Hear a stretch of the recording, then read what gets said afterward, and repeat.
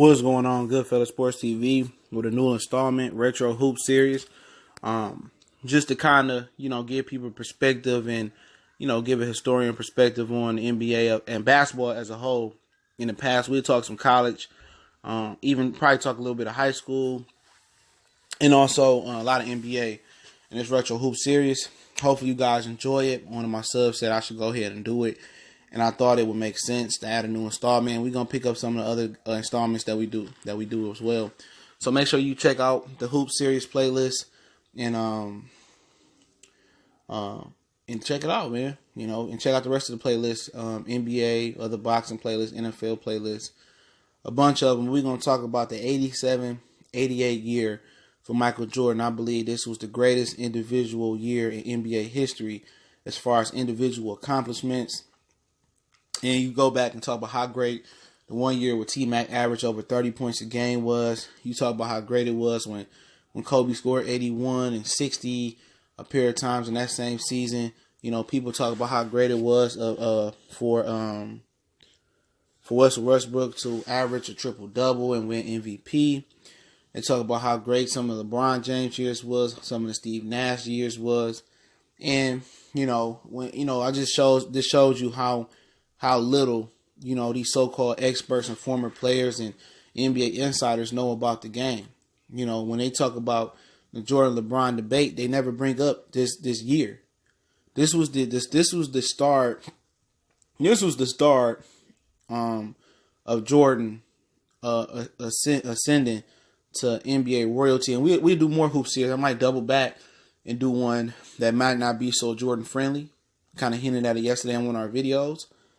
And do two retro hoop series in one day. So hope you guys enjoy it. But 87-88 was a year for Jordan. He won a scoring title. He averaged 35 points a game that year. Shooting over 53.5% from the field. And you got to remember, they didn't take a lot of threes back then either. Jordan really wasn't a three-point shooter in 87. He started to work on his mid-range jumper and extend his range a little bit, but he wasn't a huge three-point shooter. So a lot of these guys getting averaging 26, 28, 30 points a game. A lot of these dudes was averaging, 35 points by going to the paint in a mid-range game and a scoring ability. And it was tougher to go to the rack then because you had real 7-footers, Olajuwon, I think Sampson just had got injured. Moses Malone around that time. Kareem Abdul-Jabbar still was there. Eventually Patrick Ewing came around 80-something, late 80s as well, mid-80s. So you had a lot of good young big men, and Jordan reigned supreme, over most of them early on. And he actually took it from the league from he started to take the league from a big man's league to more of a guard league. He was the first guy to ever start to change that narrative a bit. I'm not saying he's 100% responsible for it, but I think he deserves the grunt of the blame for kind of phasing or starting or beginning to phase out the big man, because that's why Olajuwon went before him, and that's why Sam Bowie went before him, because the NBA was all about the big man. They dominated the paint. It was big guys had fundamentals. They could turn over their left shoulder, make a basket. They could turn over their right shoulder, make a basket. They could drop step. They just had, exquisite post game moves, man. And I love to do one about how Kevin McHale was the godfather of just technical post moves. And people don't understand how really good Kevin McHale really was, just in general, but really as a post player as well. But Jordan averaged 35 points per game, over 53 and a half shooting from the field. And that's amazing, knowing that he probably didn't attempt a whole lot of threes like a lot of guys do this league today. As well as that year, he won the Defensive Player of the Year. He averaged 1.6 blocks a game. He averaged a league high over 3 steals a game. And the Bulls finished 50-32, and they finally got the first round. He had a big game-winning shot over the very talented Cleveland Browns with Bear Daughtry, Mark Price. That team was going to be something before some injuries hit Daughtry, and Mark Price, who I think he is the most underrated point guard of the day. You know what I'm saying? Some people do forget about some other guys like Nate, Tiny Archibald, and guys like that. They guard play. And then people say Oscar Roberts gets overlooked, but kind of Westbrook kind of revived him with getting those triple doubles. You feel me? Also that year, he won an All-Star Game MVP.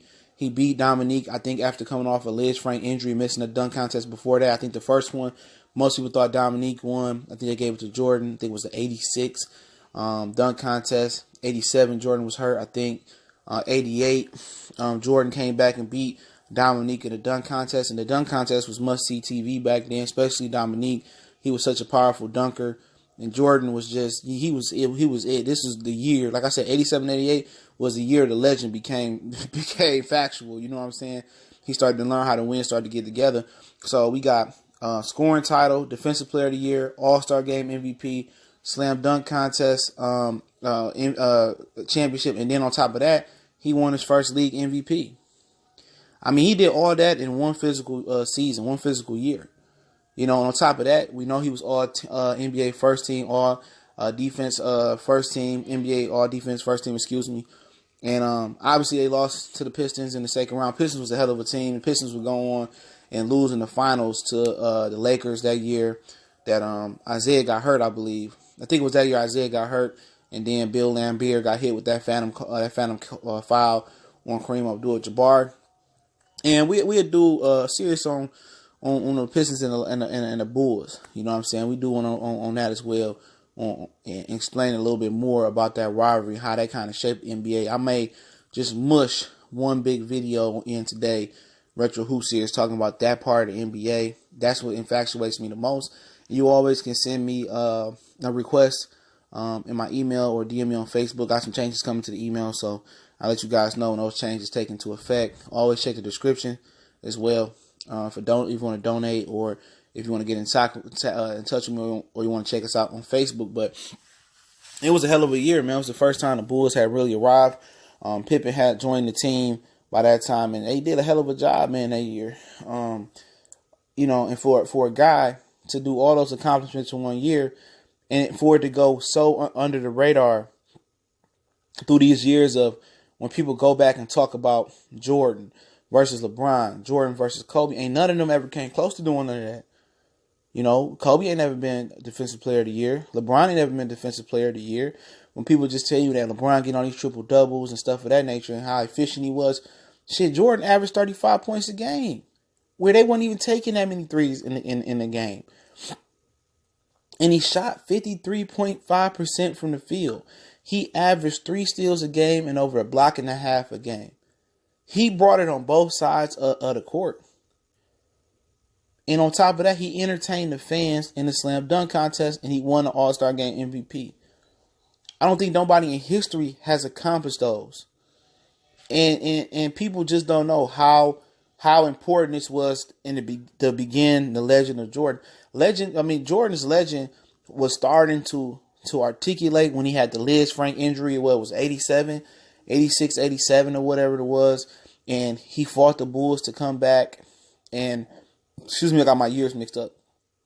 He fought the Bulls to come back that year and play in the playoffs versus Larry Bird and the Celtics, and they called him Black Jesus or Jesus in Nikes, whatever. He dropped 63 points or 65 points on that Boston Celtics team, and they was physical, they was rough and tough, they played hard defense back then.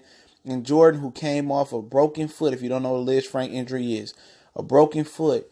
And he came back from missing a bunch of games. He wanted to play, wanted to compete. And he dropped 63 or 65 points on those Boston Celtics. And he didn't, he was just an amazing player. You know, he had his downfalls and he had some help along the way. But that just shows you the passion and the heart that he had for the sport of the game. He loved basketball. He loved the hoop. And they had no air conditioning in a Boston Garden. Was no air conditioning when he did that.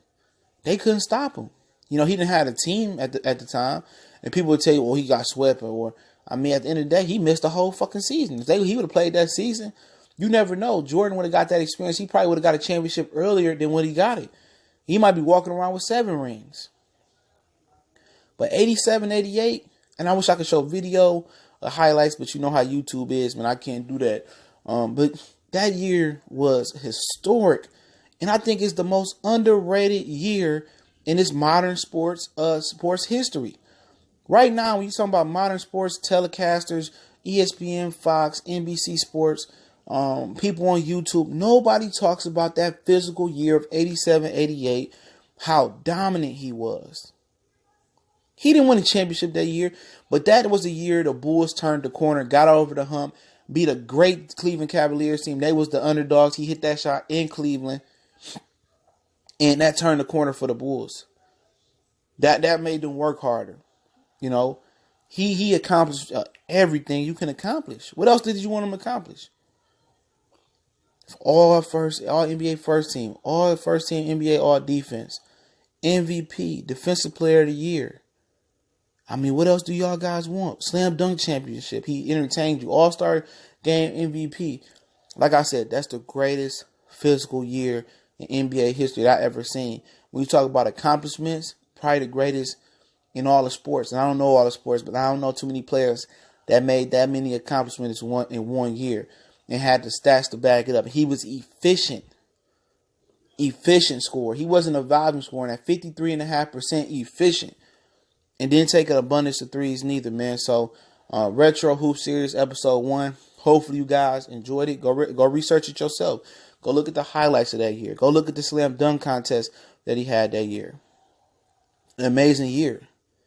And all they will keep telling you and washing you down is how good LeBron is, but they don't tell the entire facts about Michael Jordan's legacy and his legend. Goodfellas Sports TV. If you want to hit me up, video request or question or business inquiry, my email is in the description. Or you can hit me up on Facebook. Appreciate everybody for locking in. Y'all know what the business is. One time for the one time we gone.